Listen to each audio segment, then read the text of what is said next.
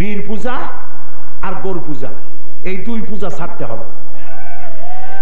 আমাদের দেশে এই পূজা শুরু হয়েছে। পূজা করতে করতে মাজার পূজা, মাজারে গিয়ে টাকা দেওয়া, পয়সা দেওয়া, ওরস করা। এই ওরস হচ্ছে এক ধরনের মুসলমানদের দ্বীন এবং ঈমান নিয়ে ফাঁকিবাজি করা এবং পয়সা ইনকাম করা একটি বেদাতের পন্থা তারা খুলে নিয়েছে। এর আবার করেছে, কেউ করেছে নওরোজ শরীফ, অমুক পীর সাহেবের নওরোজ শরীফ, অমুকের গোসল শরীফ, অমুকের কুল্লু শরীফ। এটা কি বুঝলাম না, কুল্লু শরীফ। পীর সাহেবকে গোসল করানো হয়, সেই গোসল করা পানি ভাগাভাগি করে মুরিদেরা খায়। হায় হায়, গোসলের পানি কত জায়গা ধুইয়া পড়লো আর সেইগুলো খায় পবিত্র মনে করে, নাউজুবিল্লাহ পড়ে। মুসলমানদের কপালে এমন প্রভাব পড়ছে। প্রিয় ভাই, সব মুসলমানদেরকে সব ব্যাপারে সতর্ক হতে হবে, ঈমান বাজি রাখতে হবে। এই ধরনের বাংলাদেশে রাজধানী ঢাকা শহরে এক ভণ্ড ফকিরের আবির্ভাব হয়েছে। সে নিজেকে দাবি করেছে সুফি সম্রাট। এটা সুফি সম্রাট নয়, এটা শয়তান সম্রাট।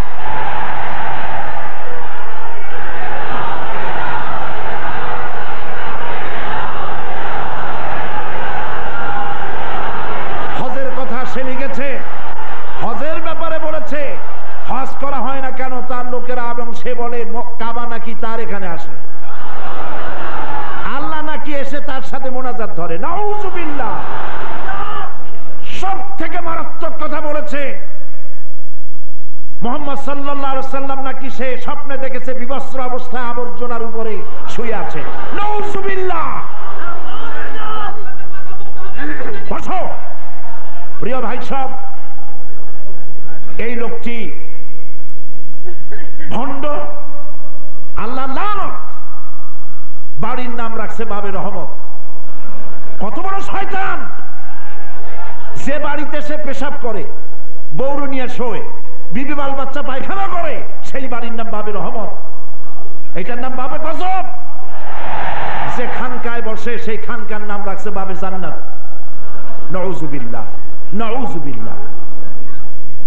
ফকিররা, যারা ফকির সুফি, তারা হয় বিনয়ী। সুফিদের ইতিহাস আমরা জানি, আসফিয়া কেরাম, আউলিয়া কেরাম, তাদের ইতিহাস জানি। কেউ নামের আগে সম্রাট শব্দ বসায় নাই।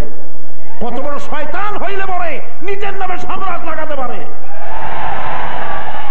সুতরাং এই ভণ্ড দেওয়ান বাগিকে প্রতিরোধ করতে গিয়ে, থামেন, এই ভণ্ড দেওয়ান বাগিকে প্রতিরোধ করেছিল ঈমান আকীদা সংরক্ষণ কমিটি। তাদের উপরে পুলিশে অ্যাকশন কখনো সমর্থনযোগ্য নয়। এই ব্যক্তি বাংলাদেশের সকল আলেমদের দৃষ্টিতে, সমস্ত আলেমেরা একমত, দেওয়ানবাগী মুরতাদ কাফের হয়ে গিয়েছে। কোন মুসলমানের সাথে সম্পর্ক থাকা উচিত নয়।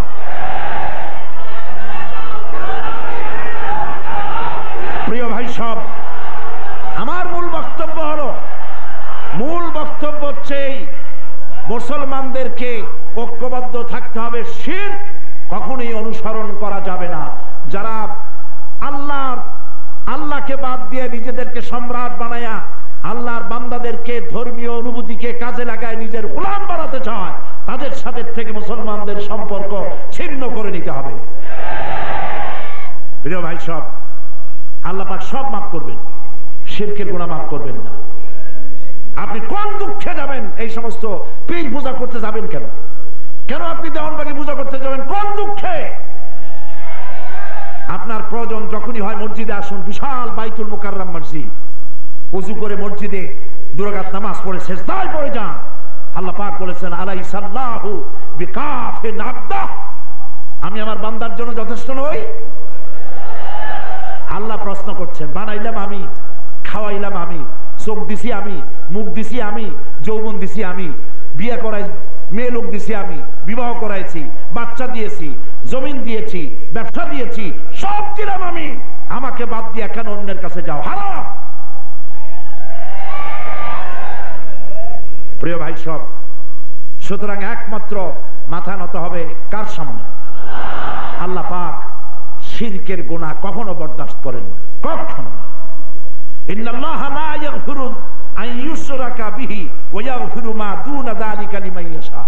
আল্লাহ পাক সব মাফ করবেন, শিরকের গুনাহ ক্ষমা করবেন না, করবেন না। নাউযুবিল্লাহ বলেন। আল্লাহ পাক আমাদেরকে ক্ষমা করুন, আমরা বলি আমিন। আল্লাহ রাব্বুল আলামিন কোরআনে কারীমের মধ্যে বলেছেন, ইন্নাশ শিরকা লাযুলমুন আযীম। নিশ্চয়ই শিরক হচ্ছে মস্ত বড় জুলম, অত্যাচার।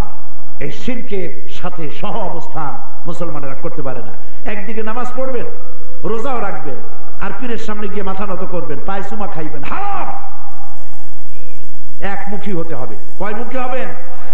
একমুখী হতে হবে। কোন দিক? আল্লাহর দিকে। ইন্নী ওয়াজ্জাহতু ওয়াজহিয়া লিল্লাযী ফাতারাস সামাওয়াতি ওয়াল আরদা হানিফা। পড়েন সবাই, ইন্নী ওয়াজ্জাহতু ওয়াজহিয়া লিল্লাযী ফাতারাস সামাওয়াতি ওয়াল আরদা হানিফা ওয়া মা আনা মিনাল মুশরিকিন। নিশ্চয়ই আমার মুখমণ্ডল সেদিকে ফিরালাম, তার দিকে ফিরালাম যিনি আকাশ এবং জমিনের একচ্ছত্র অধিপতি, যিনি গুলি সৃষ্টি করেছেন। আর আমি মুশরিকদের অন্তর্ভুক্ত নই। কে বলেছেন এ কথা? আমাদের জাতির পিতা ইব্রাহিম আলাইহিস সালাম বলেছেন। ইব্রাহিম আলাইহিস সালাম যেটা বলেছেন ওই কথাটা আল্লাহ পাক কোরআন শরীফে কোট করে দিয়েছেন। সুবহানাল্লাহ। সেই জন্য যারা নাকি শিরক করবে তাদের জন্য জান্নাত চিরকাল হারাম হয়ে যাবে। আল্লাহ পাক বলেছেন, ইন্নাহু মান ইউশরিক বিল্লাহি ফাকাদ হারামাল্লাহু আলাইহিল জান্নাহ। আল্লাহ পাক বলেন, যে ব্যক্তি আল্লাহর সাথে শিরক করবে তার জন্য আল্লাহ পাক জান্নাতকে চিরকালের জন্য হারাম করে দিবেন। তার জায়গা হবে জাহান্নাম। কোথায় হবে জায়গা? জাহান্নাম। হযরত মুআয রাদিয়াল্লাহু তাআলা আনহুকে নিয়ে নবী করিম সাল্লাল্লাহু আলাইহি ওয়াসাল্লাম একদিকে যাচ্ছিলেন, পেছনে বসা ছিলেন, সামনে বসা ছিলেন নবী করিম সাল্লাল্লাহু আলাইহি ওয়াসাল্লাম। কিছু দূর যাওয়ার পর নবী করিম সাল্লাল্লাহু আলাইহি ওয়াসাল্লাম ডাকলেন, ইয়া মুআয। তিনি বললেন, লাব্বাইক ওয়া সাআদাইক ইয়া রাসূলুল্লাহ। আবার বললেন, ইয়া মুআয। তিনি বললেন, লাব্বাইক ওয়া সাআদাইক। আবার বললেন, ইয়া মুআয। তিনি বললেন, লাব্বাইক ওয়া সাআদাইক। হযরতে মুআয হতচকিত হয়ে উঠলেন, রাসূলুল্লাহ আমাকে তিনবার ডেকেছেন। জিজ্ঞেস করলেন, মুআয তুমি কি জানো আল্লাহর উপরে বান্দার হক কি আর বান্দার উপরে আল্লাহর হক কি? তিনি বললেন, আল্লাহ এবং আল্লাহর রাসূল ভালো জানেন। নবী করিম সাল্লাল্লাহু আলাইহি ওয়াসাল্লাম বললেন, মুআয আল্লাহর উপরে বান্দার হক হলো এই, বান্দা যত ইবাদত করবে আল্লাহ রাব্বুল আলামিনের, সেই ইবাদতের মধ্যে বান্দা আল্লাহর সাথে কাউকে শরীক স্থাপন করবে না। এটা হলো আল্লাহর উপরে বান্দার হক। আর বান্দার উপরে আল্লাহর হক হচ্ছে যেই বান্দা তার ইবাদতের মধ্যে, আল্লাহর ইবাদতের মধ্যে কাউকে যদি শরীক না করে, তাহলে ওই বান্দার উপরে আল্লাহর হক হচ্ছে কিয়ামতের দিন আল্লাহ রাব্বুল আলামিন তার এই বান্দাকে জাহান্নাম থেকে মুক্ত করে দিবেন। জোরে সোরে পড়েন, লা ইলাহা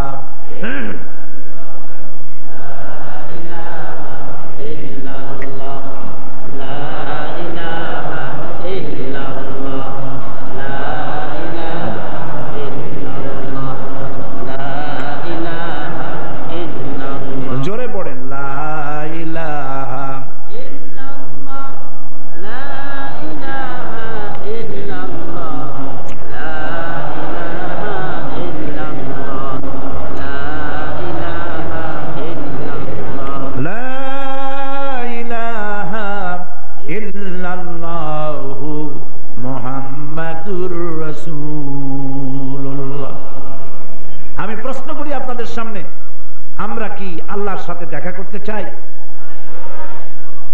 আর যারা জবাব দিলেন না, আমরা কি আল্লাহর সাথে দেখা করতে চাই? কারা কারা চান হাত উঁচু করে দেখান, হাত নামা। আল্লাহ রাব্বুল আলামিন বলেন, ফামান কানা ইয়ারজু লিকা রাব্বিহি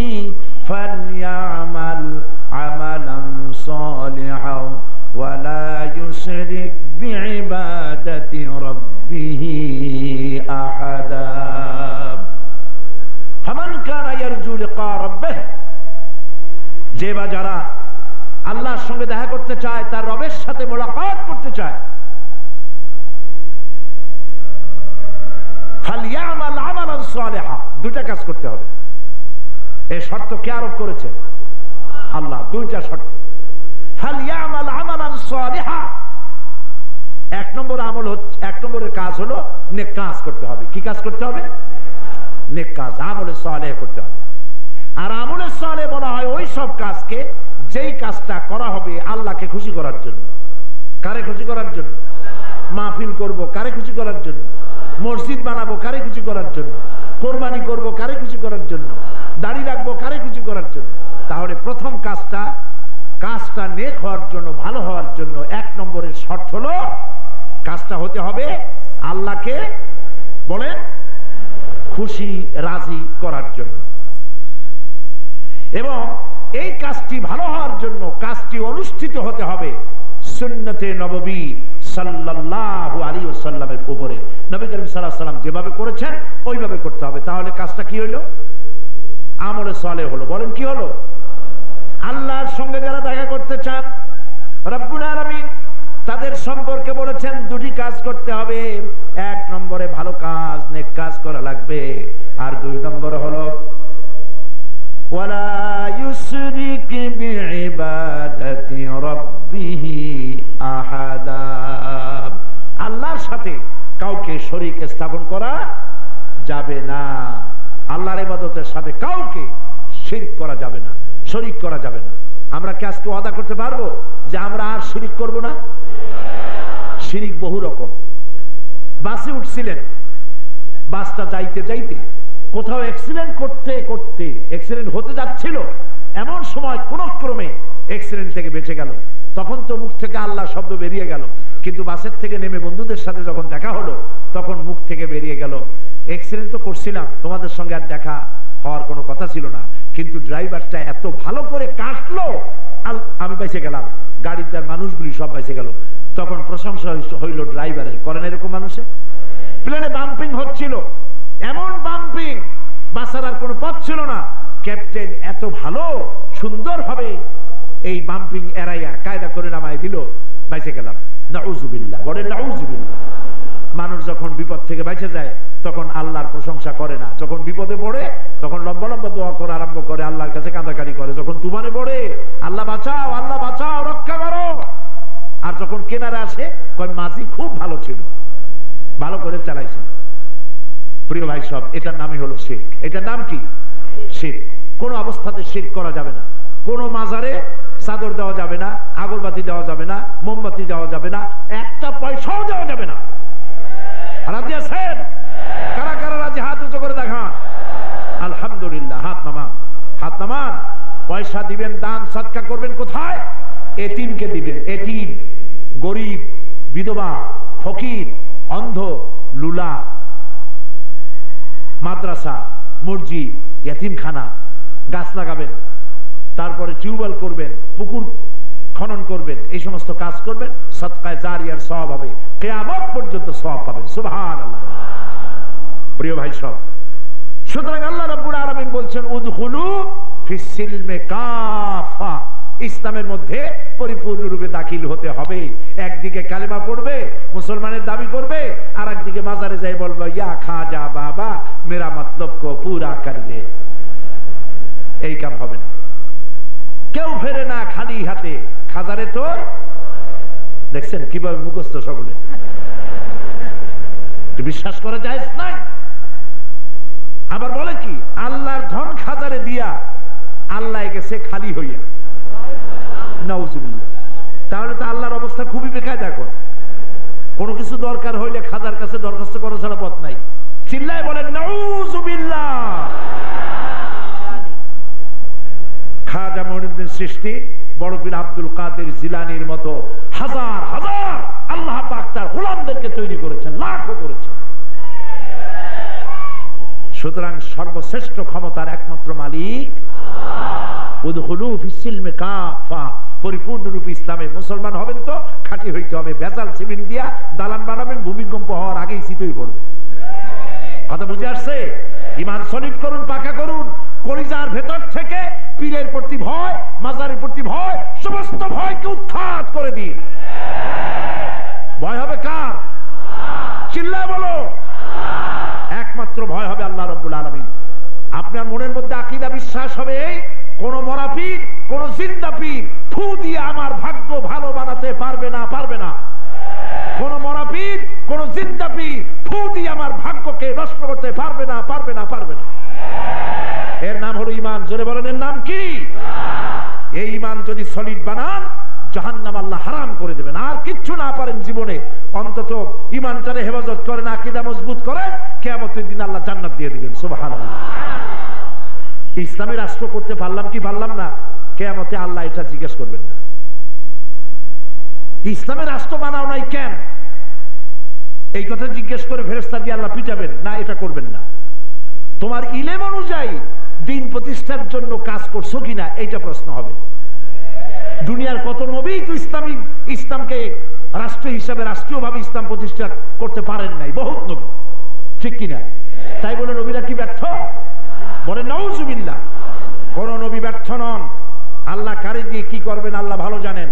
এই জন্য দিন প্রতিষ্ঠার আন্দোলন করা ফরজ, সেই ফরজের কাজ করতে থাকুন।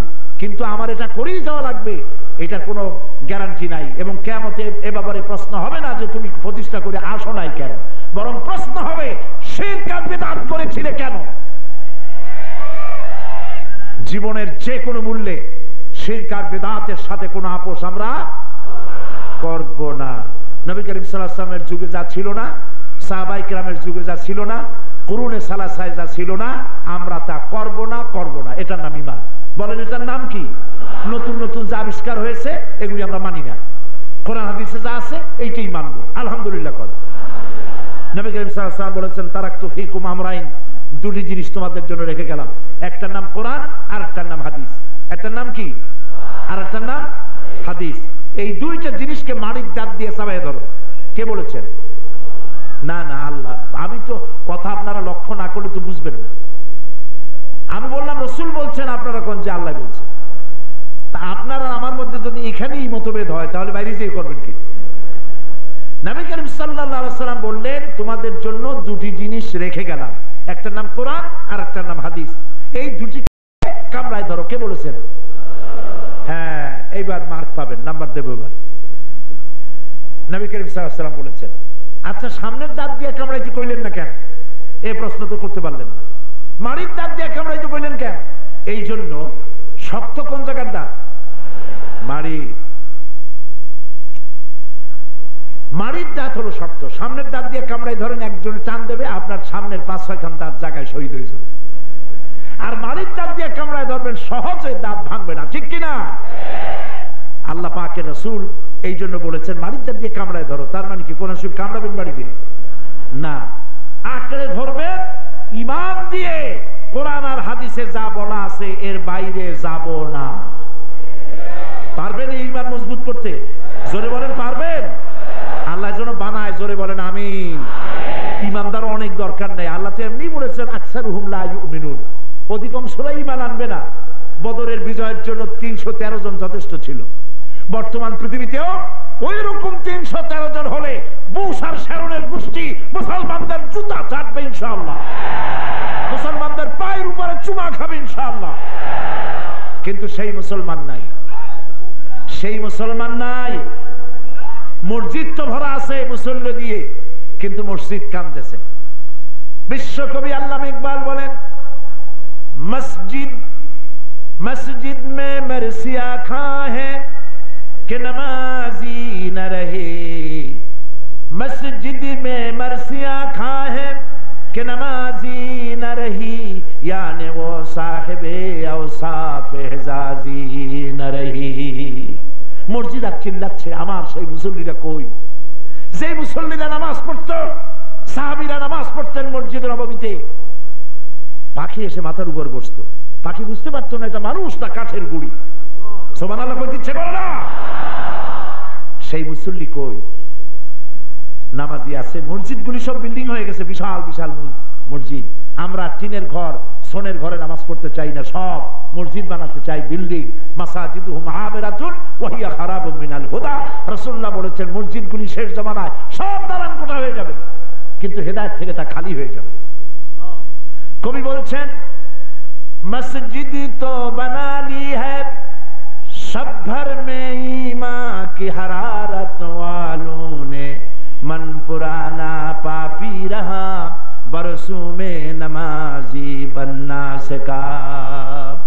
রাতারাতি ইমানের গরমে ঠেলায় মসজিদ তো বিল্ডিং বানায় ফেলাইছি, কিন্তু মন সেই পুরানা পাপী রয়ে গেছে, মনের কোনো পরিবর্তন হলো না। একদিকে মসজিদে নামাজ পড়ে, আর একদিকে মূর্তি বানায়, একদিকে আগুন পূজা করে, মূর্তি পূজা করে, নামাজ রোজা হজ করতেও যায়, আবার হিন্দুস্তানের হিন্দুদের সংস্কৃতি দিয়ে মঙ্গল প্রদীপও জ্বালায়। এই মুসলমান, এই হজ মানুষের দেখাবার হজ, এই হজ কোনো কাজের হজ নয়। মঙ্গল প্রদীপ, রাখি বন্ধন, কপালে উল্কি আঁকা, এইসব ক্ষমতায় থাকাকালীন সময় বাঙালি সংস্কৃতির নামে হিন্দুয়ানি সংস্কৃতি দিয়ে গোটা বাংলাদেশকে জাহান্নামের প্রান্তে দাঁড় করানো হয়েছিল। প্রিয় ভাই সব, এই জন্য মুসলমান হতে হবে তো উদখুলু ফিস সিলমে কাফা, পরিপূর্ণ হইতে হবে। বেজাল মুসলমানের আল্লাহর কোনো দরকার নেই। 313 জনে সারা পৃথিবী কাঁপায় দিল, আর 130 কোটি মুসলমান এখন পৃথিবীতে 4 পয়সা দাম নেই। ঠিক কিনা কর? আর যদি পৃথিবীতে মাথা উঁচু করে সম্মানের সাথে যদি বাঁচতে চান, শিরক থেকে বাঁচতে হবে, ইসলামের 16 আনা পরিপূর্ণরূপে ঢুকতে হবে। যে কাজ করতে চান আপনার পীর বললেই হবে না, আপনাকে দেখতে হবে কোরআনে আছে কিনা, এই সিদ্ধান্ত নিবেন। আজ আপনার পীর যদি বলে লা ইলাহা কতক্ষণ, ইল্লাল্লাহ কতক্ষণ, আল্লাহ কতক্ষণ, কলেমাকে খণ্ডিত করে জিকির করার অধিকার কে দিল? ইল্লাল্লাহ, ইল্লাল্লাহ মানে কি? আল্লাহ ছাড়া, আল্লাহ ছাড়া, আল্লাহ ছাড়া কি? নাউজুবিল্লাহ বলে। আপনাকে দেখতে হবে রাসূলুল্লাহ এই রকমের জিকির সারা জীবনে একবার করেছেন কিনা দেখতে হবে। কোরআন হাদিসের বাইরে যে যা বলুক, যত বড় পীর হোক, মানি না। কোরআন হাদিস এখন আর শুধু আরবি ভাষায় নাই, আমার মাতৃভাষায়, প্রিয় বাংলা ভাষায় কোরআন এবং হাদিসের অসংখ্য গ্রন্থ সম্ভার ভরে গিয়েছে বাংলাদেশ। বলেন আলহামদুলিল্লাহ, চিল্লায় বলেন আলহামদুলিল্লাহ। কাজী যত বড় পীর হোক, মাওলানা হোক, তার কথা ঠিক কিনা তা বোঝার জন্য কোরআন হাদিস দেখা তারপরে বিশ্বাস করবেন। মনে থাকবে এই কথা? মনে থাকবে? আল্লাহ যেন মনে রাখার তৌফিক দেন, জোরে কোন আমিন। তাহলে 1 নম্বরে বললাম, আল্লাহর ইসলামের মধ্যে পরিপূর্ণ দাখিল হতে হলে প্রথম কাজ হলো শিরক বর্জিত জীবন, সলিড তাওহীদ। বলেন নাম কি? নির্ভেজাল তাওহীদ।